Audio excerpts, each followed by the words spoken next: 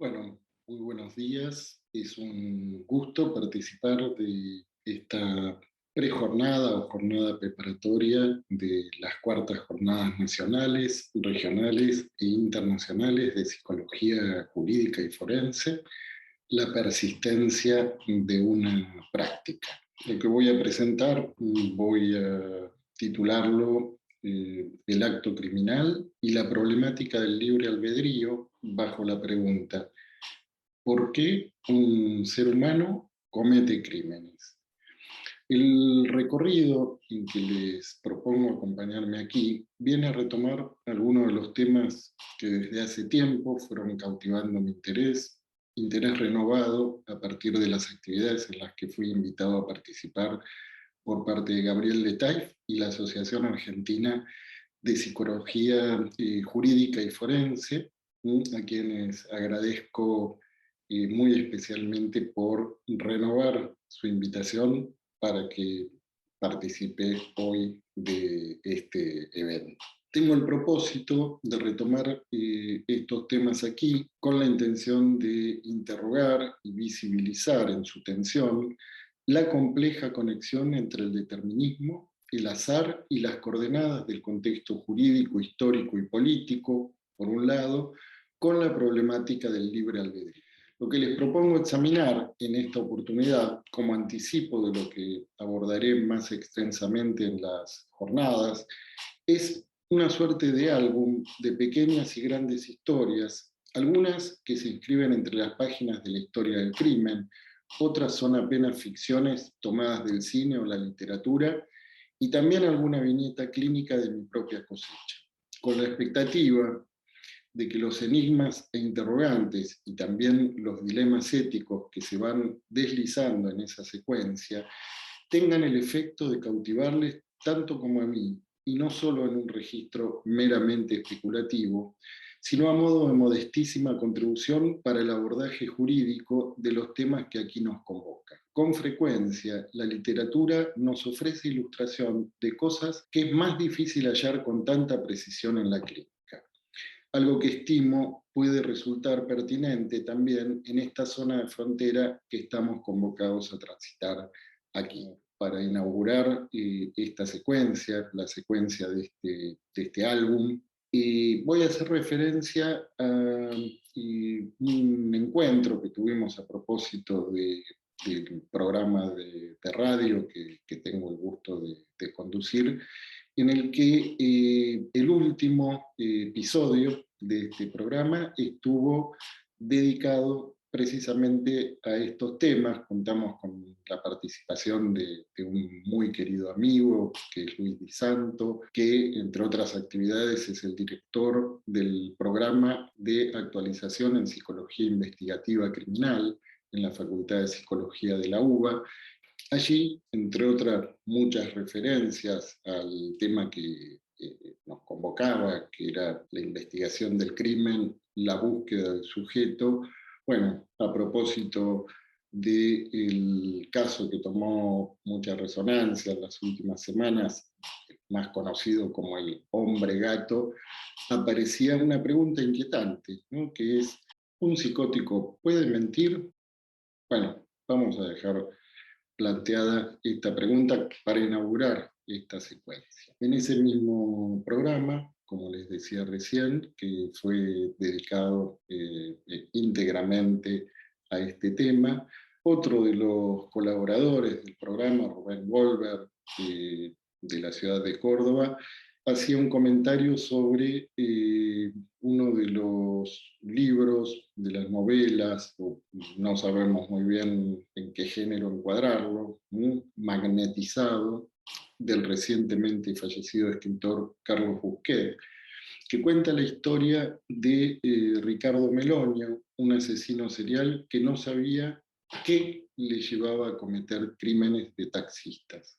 Hasta tal punto quedó borrada su subjetividad en el momento del acto criminal, que no se da cuenta cuando va a cenar a un restaurante que se le pegaban los dedos al pantalón con la sangre de su última víctima. La pregunta fuerte que aparece ahí: ¿se trata de un asesino por naturaleza? fragmento de la novela, parte de esa entrevista, resulta de lo más inquietante. Paso a transcribirla.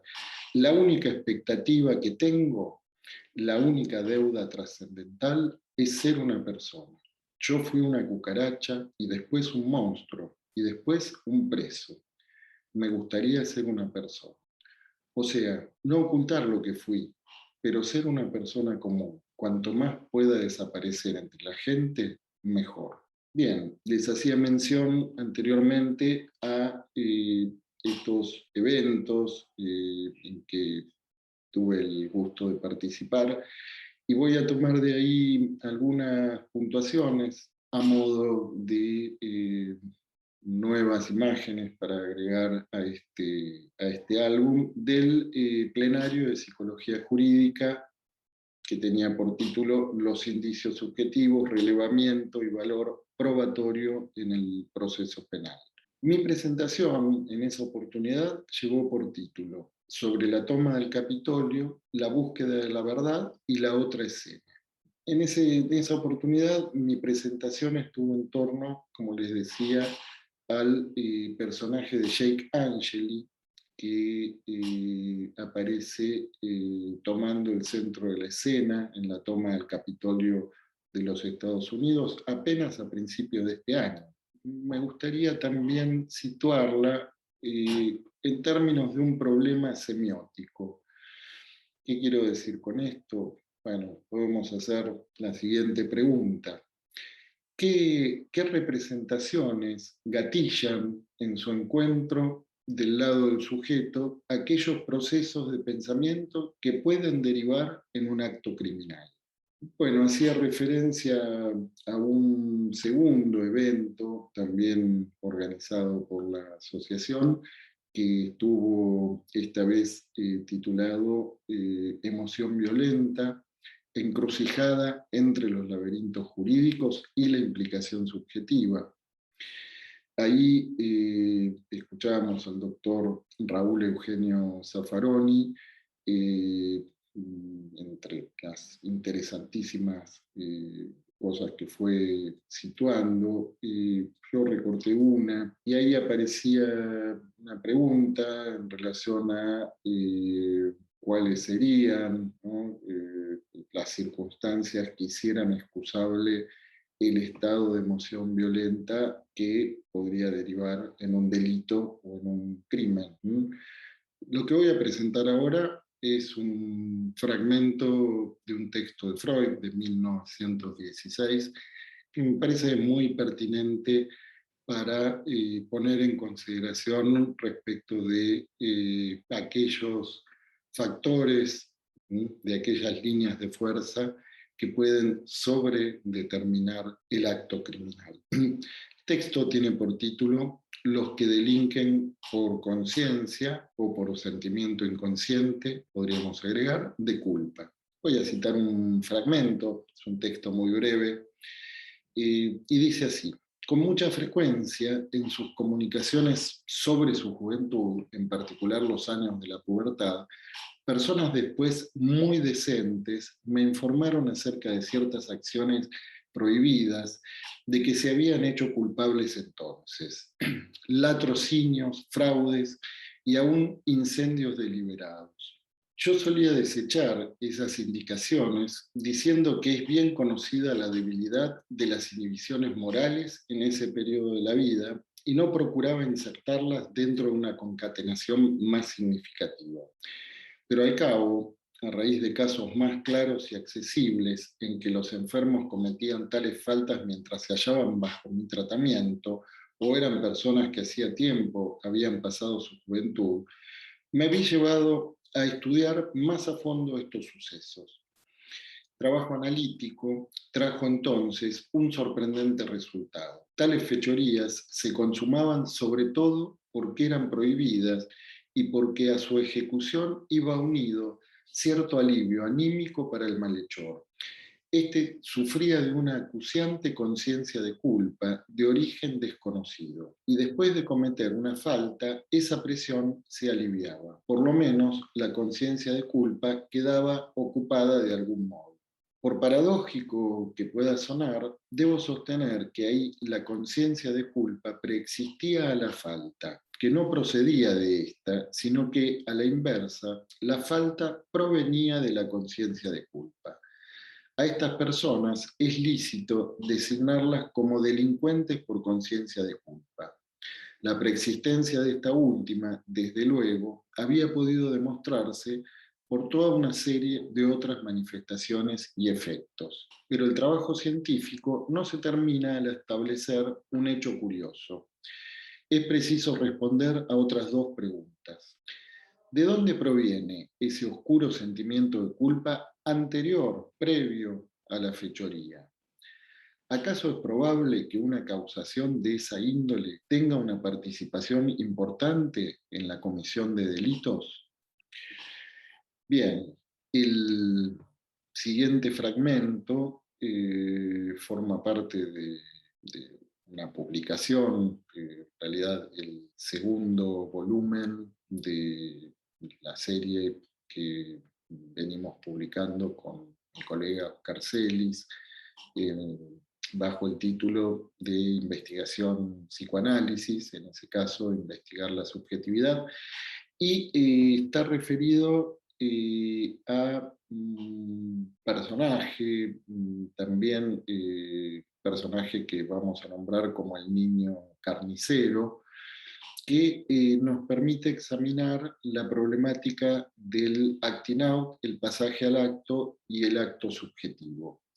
El niño carnicero, The Butcher Boy, es una película irlandesa de 1997 dirigida por Neil Jordan y que está basada en una novela de Patrick McKay.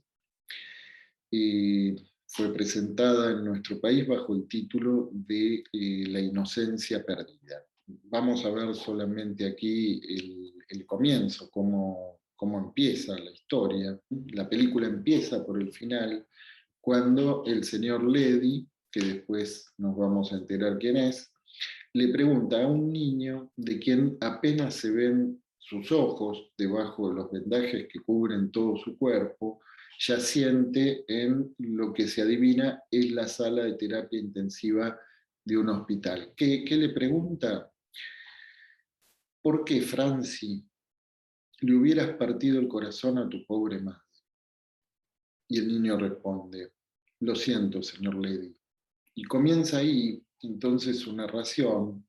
Es el propio Franci quien nos habla a la manera de una voz en off, enlazando en su relato una sucesión de escenas que van dando cuenta, precu, del devenir de su propia posición subjetiva. Es decir, cómo él va llegando al momento del acto criminal, ¿no? Dice, cuando era joven, hace 20, 30 o 40 años, el pueblo me buscaba por lo que le hice a la señora Naga.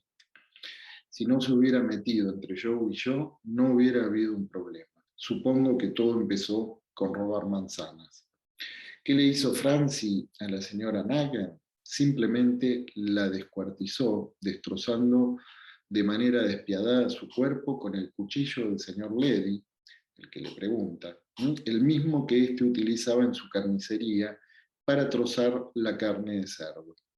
La señora Nagan era la madre de Philippe, un niño de edad aproximada a la de Francie, que por entonces era objeto de las burlas y bromas de nuestro héroe y de Joe Purcell, su mejor y único amigo. Hemos tenido ocasión de observar en otra oportunidad, como les decía, de qué manera en el montaje de esa escena, la del asesinato, los elementos que la van componiendo parecerían responder a algo bien distinto que el azar o la mera circunstancialidad.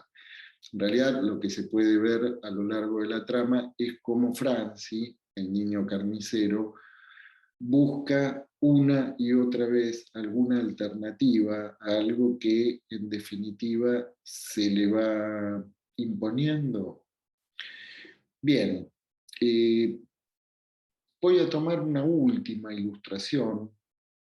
eh, es también un texto que tuve ocasión de presentar hace un tiempo, con el título Acerca de la división subjetiva, el extraño caso del Dr. Jekyll y Mr. Hyde. Lo que sigue es una descripción de lo que acontece en el escenario de su realidad psíquica, ¿m? Del Dr. Jekyll. Cito el texto. Los poderes de Hyde parecían haber crecido con la debilidad creciente de Jekyll. Y por cierto, el odio que ahora los separaba era igual en cada una de las partes. En Jekyll se trataba de un asunto de instinto vital. Ahora había visto la deformidad plena de aquella criatura que compartía con él algunos de los fenómenos de la conciencia y era junto con él un coheredero de la muerte. Enseguida vamos a ver esto en mayor profundidad. Y más allá, sigo leyendo el texto, más allá de estos vínculos de comunidad que en sí mismos constituían la parte más conmovedora de su angustia, pensaba en Hyde, a pesar de toda su energía vital, como en algo no solo infernal, sino también inorgánico. Eso era lo más impresionante, que el fango del abismo pareciera emitir gritos y voces, que el polvo amorfo gesticulara y pecara, que lo que era muerte y no tenía forma usurpara los atributos de la vida.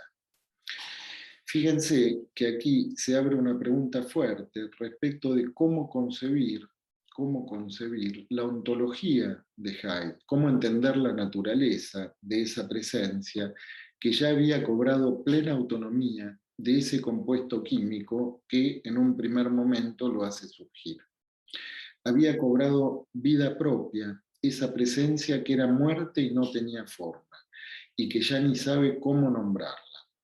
Pero hay otro problemita, que ese horror insurgente estuviera soldado a él más estrechamente que una esposa, continúo con el texto, más estrechamente de lo que un ojo está enjaulado en la carne, donde lo oía murmurar y lo hacía luchar para nacer, y en cada momento de debilidad y en la confianza del sueño, prevalecía contra él y lo sacaba de la vida.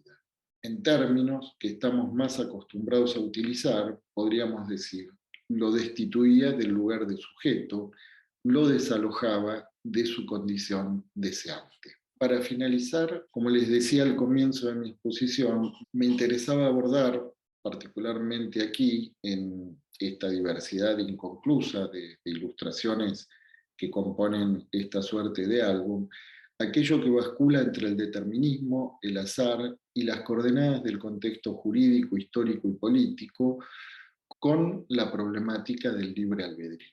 Es decir, cuál es el margen que podemos despejar ahí respecto de esa libertad. En esa basculación entre el libre albedrío y la sobredeterminación, por donde sea que la queramos tomar, por el lado de la neurofisiología, o por el lado de la compulsión de repetición, por el lado del destino, por el lado que sea, ¿no? Parece que hay que tener en cuenta que, como en la película Match Point, en la que también hemos hecho alguna referencia en los encuentros anteriores, con frecuencia no sabemos de qué lado de la red va a caer la pelota, pero la película que en verdad nos interpela aquí es aquella en la que la pelotita ya cayó, pero el desenlace de la trama y la suerte del protagonista se decide a partir de una compleja evaluación a la que estimo que las consideraciones aquí planteadas no debiera resultar ajena y que no excluye poder establecer lo que allí pueda jugarse en términos de responsabilidad subjetiva. Bueno, estos son algunos de los temas que espero podamos retomar en las cuartas jornadas por venir. Muchísimas gracias.